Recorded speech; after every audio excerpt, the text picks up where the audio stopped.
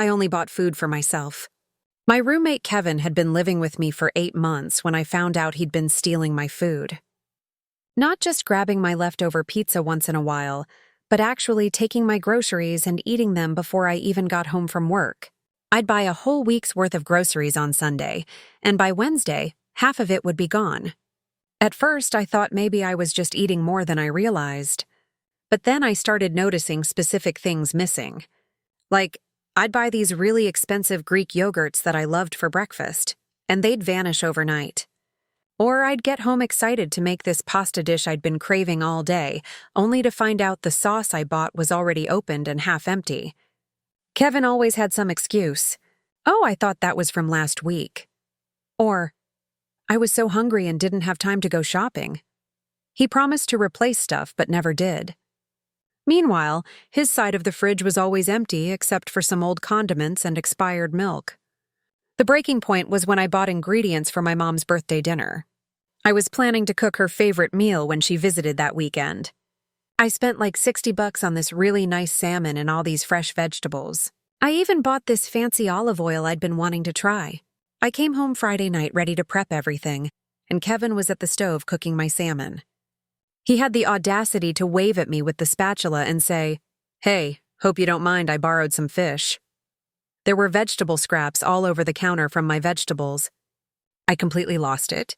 I told him he'd been stealing my food for months and now he'd ruined my mom's birthday dinner.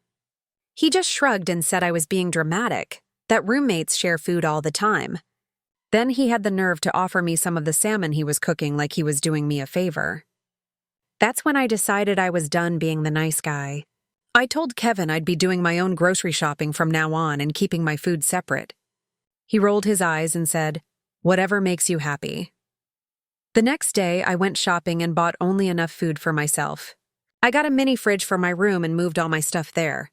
I also bought this little metal box with a lock for my pantry items and put it in my room too. Kevin didn't seem to care at first. He kept eating his usual diet of ramen and frozen burritos. But after about a week, I noticed he was getting cranky. He'd stand in front of the open fridge for like 5 minutes, just staring at his sad collection of expired yogurt and some leftover Chinese takeout. Then he started dropping hints. He'd mention how good my sandwiches smelled when I made lunch. Or he'd suddenly be really interested in what I was cooking for dinner. I just ignored him and ate my meals while he microwaved another burrito. Things got really pathetic when he started trying to guilt-trip me. He'd complain about being broke and how expensive groceries were. One time he said his stomach was hurting because all he'd eaten that day was cereal with water because we were out of milk. I reminded him that I never bought milk for both of us. He just used to steal mine? The funniest part was when his girlfriend Emma came over. She opened our fridge looking for something to drink and was like, "Kevin, why is your fridge so empty?" Kevin got all embarrassed and mumbled something about needing to go shopping. Then Emma noticed my mini fridge in my room when she used the bathroom and asked why we had 2 fridges. Kevin tried to play it off like it was no big deal, but Emma wasn't stupid. She figured out pretty quickly that I'd stopped sharing food with him. Later, I heard them arguing in his room about how he needed to grow up and buy his own groceries like an adult. After about 3 weeks of this, Kevin finally broke down and asked if we could go back to how things were before. He promised he'd pay me back for all the food he'd taken and would ask before eating anything of mine. I told him absolutely not. I said he'd had 8 months to act like a decent roommate, and he chose to steal from me instead. Eventually, Kevin started buying more groceries for himself, though he still complained constantly about the costs. Story: I came home for Thanksgiving, but my wife was gone. She left a note. Out with my ex. Thought you should experience caregiving too. Only her sick grandma was there. But when Grandma opened her eyes and said, "Shall we begin?" I knew everything was about to change. 4 days later, Chapter 1, The Note on the Table. Thanksgiving used to mean something, and growing up it meant warmth. The scent of spiced apples and roasted garlic. Old stories retold with laughter. Too many chairs squeezed around a too small table. That's what I thought I was coming home to. Instead, I stepped into silence. No aroma, no candles, no warmth, just cold tile under my shoes and the distant hum of the fridge. "Maya," I called out. No answer. I walked toward the kitchen, the pie I'd picked up still warm in its cardboard box, and paused when I saw it. A single sheet of paper on the granite countertop. No envelope, just my name in her quick looping script. I set the pie down and unfolded it with numb fingers. Out with Brian.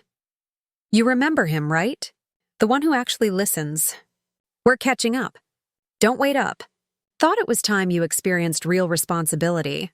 So I left Grandma with you. Caregiving is not that hard. You'll manage. Happy Thanksgiving. I stared at the words for a long time, not just the betrayal, but the casual tone. Like she'd left a plant to be watered. Like dumping her sick grandmother on me without a word was an act of generosity. And Brian, her ex, the one she swore was toxic, the one she said she'd blocked on everything, the guest room. I found her grandmother, Estelle, in the guest room, propped up on pillows wrapped in a cream-colored shawl. A half-drunk mug of tea sat cooling on the nightstand. She didn't speak as I entered, didn't blink. Her breathing was shallow, her eyelids barely open. I stood there awkwardly. Hey, Estelle, I said gently. I'm so sorry Maya did this. I had no idea she'd leave you here. Silence. I reached for the tea, checked the temperature. Cold. I turned toward the hallway to warm it. She's gone, isn't she? Estelle said suddenly. Her voice was raspy but steady. She didn't open her eyes. Yes, I said. She left a note. She went out with her ex. Of course she did. Her eyes opened slowly. Did she leave pie? She asked. I blinked. Yeah. She smiled faintly. Good. We'll need it. Sit down, dear. I hesitated, then pulled up a chair. Estelle's fingers twitched against the blanket, and she reached for a small remote, clicking off the white noise machine humming by the bed. You look surprised. She said that I'm talking honestly. Yeah, she let out a dry chuckle. She tells people I'm worse than I am, makes her look like a martyr. But the truth is, I've just been watching, waiting, seeing how long it would take her to do something like this again. Again? Her gaze sharpened. You're not the first man she's abandoned. Just the first good one. That's why I came here to see if you were worth saving. She sat up a little straighter. And now that we're alone? Her voice lowered, almost conspiratorial. Shall we begin? I felt the hair rise on the back of my neck. Not fear, not confusion, recognition. Estelle had been waiting for this moment. So had I in some buried, unspoken way. This wasn't just about betrayal. It was the start of something bigger. And Maya, wherever she was, had no idea what she had just started. Chapter 2. Truth in the Tea. The next morning began with the slow, rhythmic clinking of porcelain. I woke up on the living room couch, the same couch Maya once said was too old-fashioned, but refused to let me replace. The air smelled faintly of chamomile and cedarwood. The soft rustle of a spoon stirring brought me back to consciousness. Estelle was in the kitchen moving, standing. Her silver hair was tied loosely, her shawl replaced with a thick sweater. Her frail body from last night looked steadier, her voice stronger as she said, You take milk with tea, don't you? I sat up slowly. You shouldn't be on your feet, Maya said. Maya says many things, she interrupted dryly, most of them untrue. She poured 2 cups, motioned to the table, and I joined her. The kitchen light was soft, the steam rising between us like a secret. She took a sip, then said calmly, She didn't go see her ex. She never left. I frowned. The note was bait. Estelle said she wanted you angry, humiliated, confused. She wanted to make sure when she disappeared and things started going wrong, people would think you'd driven her away. Her words landed like a cold slap. I don't understand. Why would she? Because she's her mother's daughter, Estelle said simply. And her mother did the same to her father. Only difference is her father didn't survive it. I stared at her. You're saying I'm saying Maya's playing a game she thinks she's clever enough to win. But she forgets one thing. I taught her how to play the hidden box. Estelle nodded toward the hallway. Closet, top shelf. A wooden box with blue ribbon. Bring it here. I found it exactly where she said. Heavy, dusty. Inside were letters, receipts, screenshots, even photographs printed and neatly bound. What is all this? I asked.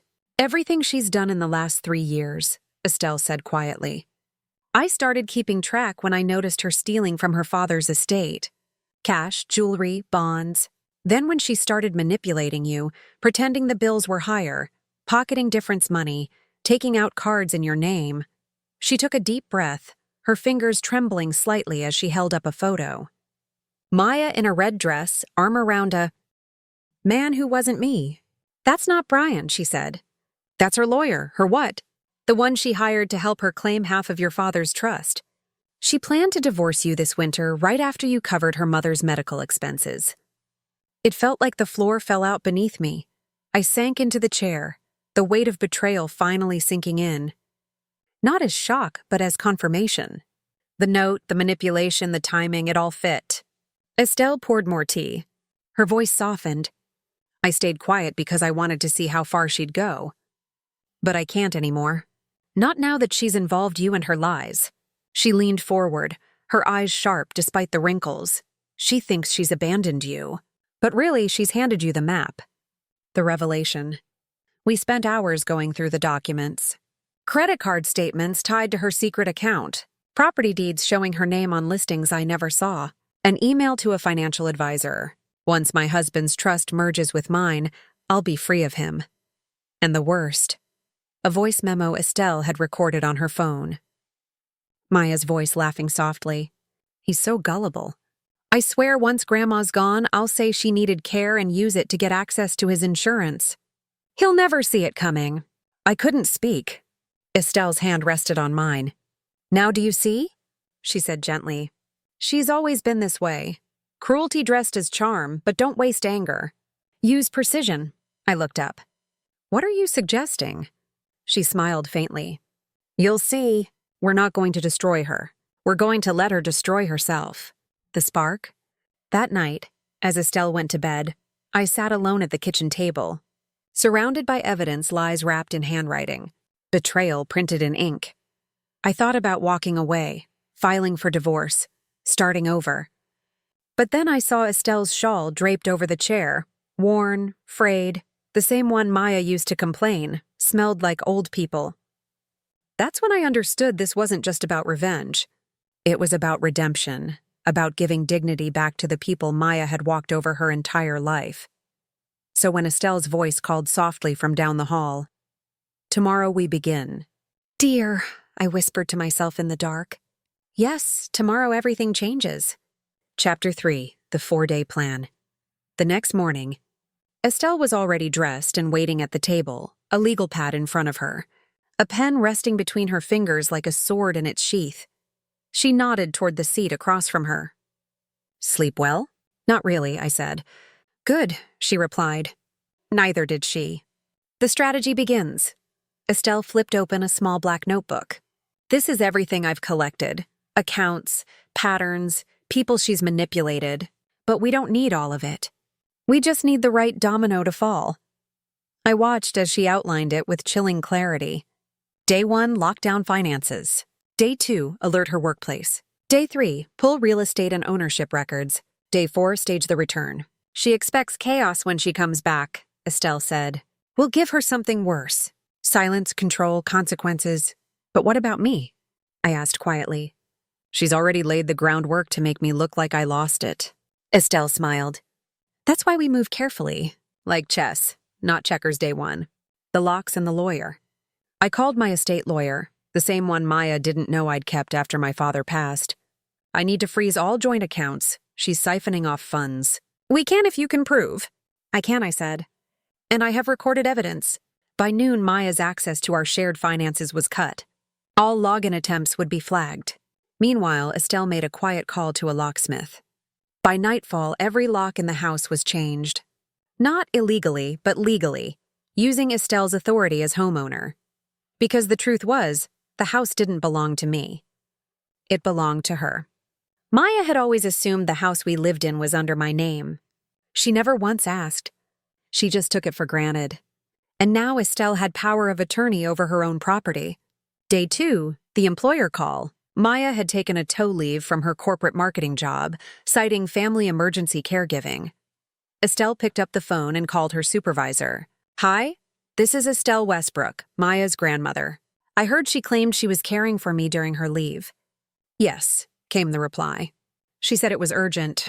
Well, I'm just fine living independently. In fact, I haven't seen her in nearly 3 days.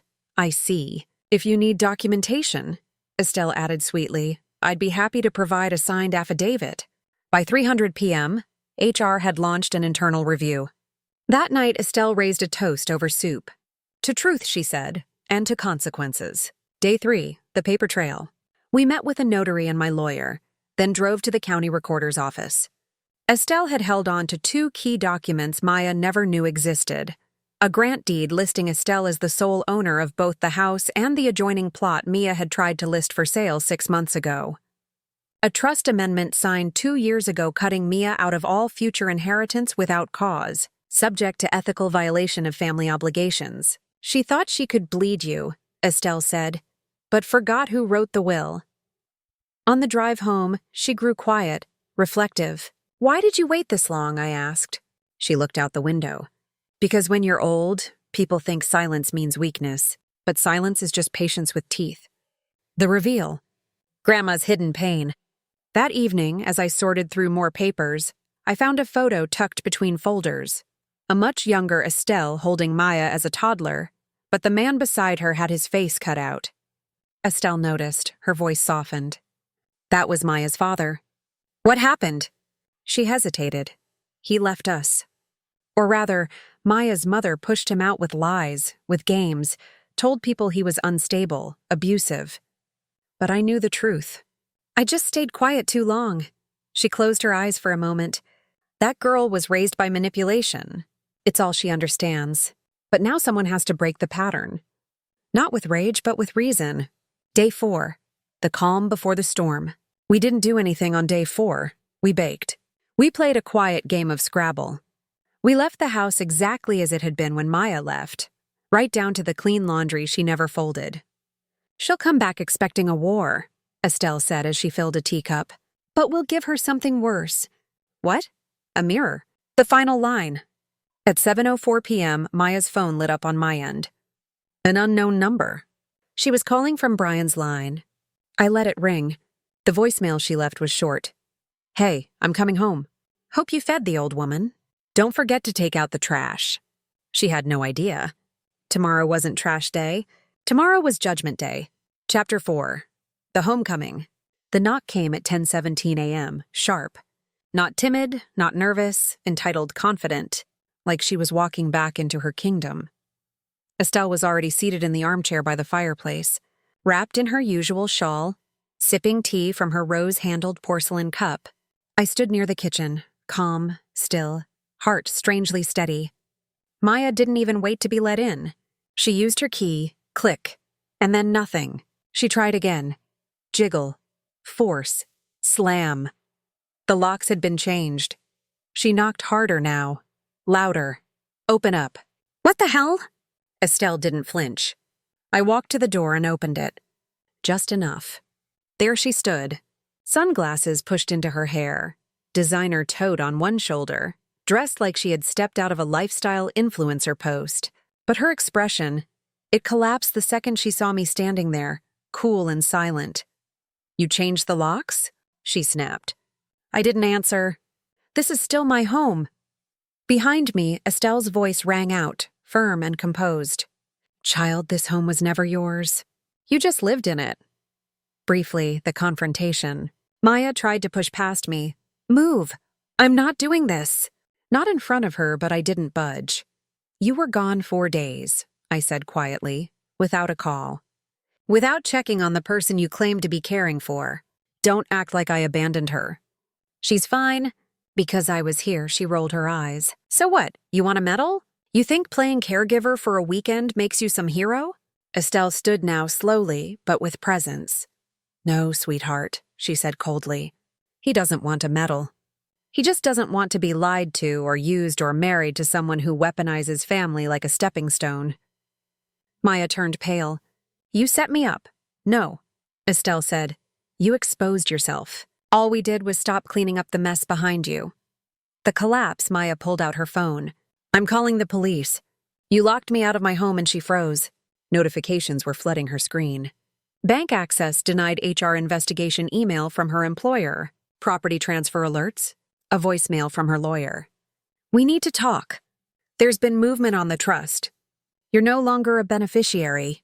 Her fingers trembled. She looked up this time actually afraid. You're ruining my life. I tilted my head slightly. No, you did that. We just stopped helping you pretend otherwise. The final blow, Estelle stepped forward, her cane tapping softly on the floor. I loved you like my own, she said, voice trembling now with emotion. I kept hoping the girl I raised was still in there. But I see now. She's been gone for a long time. Maya looked away, wounded, not with guilt, but with shame. Where am I supposed to go? I'm sure Brian has a couch, I said evenly. Unless he saw the same things I did. This isn't over, she hissed, eyes glassy. You can't do this to me. Estelle let out a small, tired laugh, child. We didn't do anything to you. You did it all by yourself. We simply refused to clean it up this time. The exit Maya stood on the porch, stunned. Everything, the house, the money, the narrative had slipped from her hands like sand through a sigh. She left without another word. No tears, no parting shot, just silence. Swallowed by the sound of tires crunching gravel, I closed the door and exhaled. Not out of anger, but relief.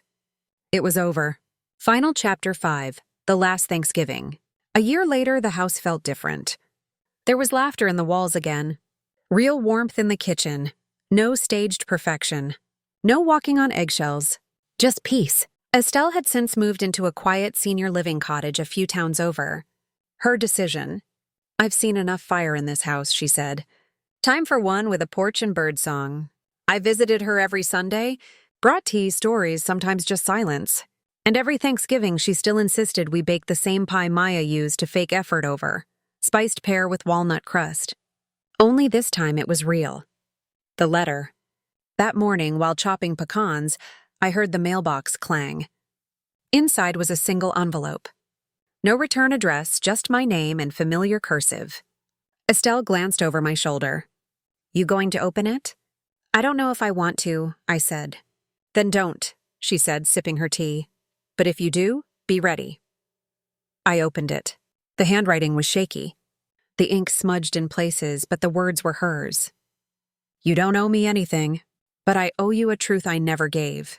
She spoke of guilt, of unraveling after the fallout, of Brian leaving 2 weeks after the incident, of losing her job, her apartment, her circle of curated friends. I thought I was strong because I never needed anyone. But all I ever did was use people until they broke. And you didn't break. You held up a mirror. I hated it, but I needed it. She didn't ask for forgiveness, just acknowledgement. If Estelle is still with you, tell her I'm sorry for wasting the love she tried to give me. I folded the letter quietly and placed it back in the envelope. The final visit. Later that evening, I brought the letter to Estelle's cottage. She was on the porch wrapped in a quilt, the wind stirring the dry leaves. I handed it to her. She read it without blinking. Then she smiled. Small, sad, but real. That girl was broken long before you met her, she said softly. But I'm proud of you. For what? For breaking the chain. Epilogue. The last slice. That night we cut into the pie. The same recipe, the same dish, the same quiet grace. But everything had changed. Maya had taken the house, the money, the warmth of holidays, and tried to turn it all into leverage. But she forgot something. You can't hold power over someone who's already let go. And now I had a home again. Not because it was inherited, not because I want it back, but because I built it, brick by brick, choice by choice, with someone who knew the difference between revenge and restoration. Estelle lifted her teacup. To endings, she said. And to better beginnings, I replied. We clinked cups. The pie cooled on the windowsill. Outside, snow began to fall, and for the first time in years, I was exactly where I was meant to be. Was this revenge perfectly justified?